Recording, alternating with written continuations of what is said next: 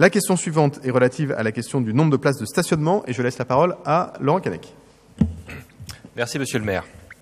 Cette question relative à l'évolution du nombre de places de stationnement est avant tout motivée par un souci d'information pour comprendre les évolutions de notre arrondissement. À l'origine, M. Méned s'en souvient, cette question a été posée lors de la réunion du 6 juin dernier relative à l'aménagement des placettes du quartier Jules Geoffrin. Et nous avons une réponse. 180 places de parking seront supprimées et également 6 places de livraison. C'est ce qui a donc motivé de poser la même question, mais à une échelle plus large, celle de l'arrondissement. Précisons, pour éviter tout malentendu, que cette question est simple et elle appelle, comme la précédente d'ailleurs, une réponse simple et elle n'entre pas du tout en contradiction avec notre volonté de développer le vélo, tel que nous l'avons appelé de nos vœux lors de la délibération des VD 24 tout à l'heure, qu'il n'y ait pas d'ambiguïté. Simplement, la baisse du nombre de places de stationnement, notamment des places de livraison, n'est pas sans conséquence sur la vie quotidienne. Outre le commerce, ces places de stationnement sont utiles pour tout à chacun n'ayant pas l'opportunité, je dirais l'accès, les moyens d'utiliser des places de parking privées et publiques dont les tarifs, comme vous le savez, ont fortement augmenté. On peut partager la vision d'une ville qui fait moins de place à la voiture, tout en admettant que ceux qui en ont une puissent la garer quelque part. Et on peut aussi considérer plus globalement que l'évolution vers une ville qui aura moins de voitures, on peut partager cette vision, puisse se faire avec l'accompagnement nécessaire sur le long terme, avec des solutions, sans pour autant privilégier la contrainte et la gêne, comme c'est parfois le cas de la part de la mairie de Paris depuis plusieurs années. Alors, monsieur le maire, tout à l'heure, vous avez parlé, lors de la délibération 24, vous avez parlé d'équilibre. On est bien d'accord.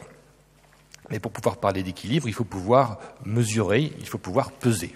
Donc la question est très simple. Il s'agit simplement de savoir où nous en sommes en termes d'évolution du nombre de places de stationnement par type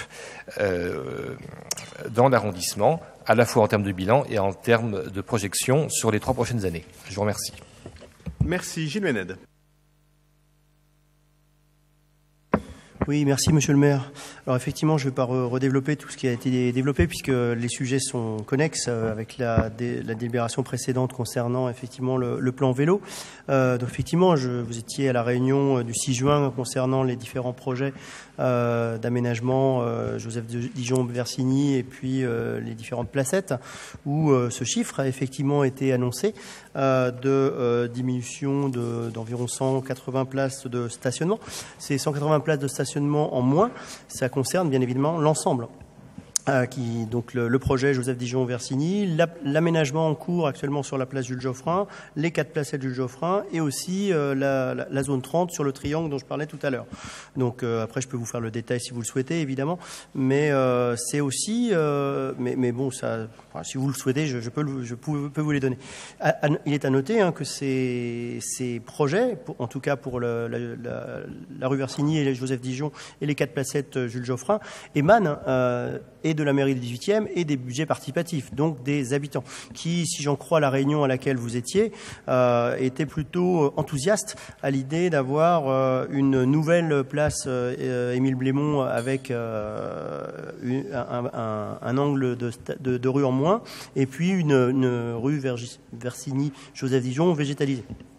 Donc si je rentre dans le détail, je pourrais vous dire qu'il y a 60 places de véhicules légers en moins sur Joseph Dijon-Versigny, 10 sur la place Jules Geoffrin, 43 sur les 4 placettes, et puis 79 sur la zone 30 Jules Geoffrin. Oui, mais c'est, comme vous avez pu le voir, alors une première chose aussi, il y a toujours dans nos projets de la concertation. Et vous avez pu le voir le 6 juin, vous avez parlé à juste titre des 6 places de zone de livraison supprimées, annoncées en tout cas, mais vous avez dû certainement entendre aussi que comme nous on fait toujours de la concertation, il y a un sujet qui a été évoqué au sujet d'une enseigne qui fait l'angle de la rue du M et de la rue Versigny et que potentiellement dans le projet final qui aboutira, on pourra peut-être récupérer 1 ou 2 places de livraison pour cette enseigne. Donc c'est toujours un fonctionnement itératif et constructif comme l'a dit le maire. C'est ce que je voudrais rajouter aussi sur le quartier Jules Geoffrin, c'est 180 places de stationnement en moins. Elles sont bien évidemment compensées avec beaucoup de création de stationnement de roues. Il y a 184 places moto en plus sur l'ensemble du périmètre, 72 places vélo en plus qui accompagnent ce projet. Donc vous voyez qu'effectivement, à travers la poursuite commune du plan vélo que nous voulons faire, nous avons bien évidemment la volonté de changer les modes de stationnement. Sur un plan plus global, puisque vous le dites. Oui, mais attendez, soyez patient. Sur un plan plus global, c'est du même acabit, si j'ose dire, puisque sur la période précédente, vous avez parlé de 3 ans, ça tombe bien, j'ai des stats sur 3 ans.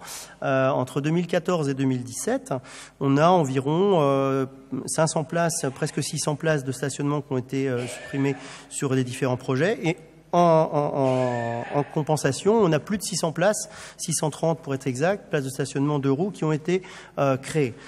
Ça n'a eu aucun impact. Ça n'a eu aucun impact sur les places handicapées. On est plutôt en hausse sur les places de zone de livraison en moyenne, puisque là je note 36 places supplémentaires. Et puis on a créé aussi un certain nombre de places pour les autocars. Donc toutes ces statistiques que vous nous demandez au plan global, je vous les ai données bien volontiers sur le bilan, qui risque de se poursuivre grâce aux différents aménagements que l'on fait, correspondent à notre volonté commune, comme vous, du plan vélo, donc de réduction de la place de la voiture en ville et de l'aménagement toujours concerté avec les riverains sur les différents projets et sur le stationnement. Voilà ce que je voulais dire là-dessus. Merci beaucoup à Gilles Ménette pour ces réponses précises. C'est intéressant d'avoir une statistique sur le 18e, parce que ça donne des ordres de grandeur, mais la réalité est qu'il est plus intéressant de regarder tronçon par tronçon, par quartier par quartier, parce que les réalités des quartiers sont différentes.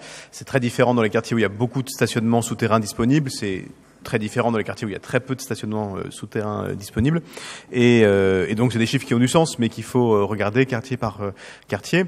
J'ajoute que, mais vous le savez, une contrainte supplémentaire est née il y a quelques années, qui est liée aux normes pompiers, ce qui a justifié une très grande...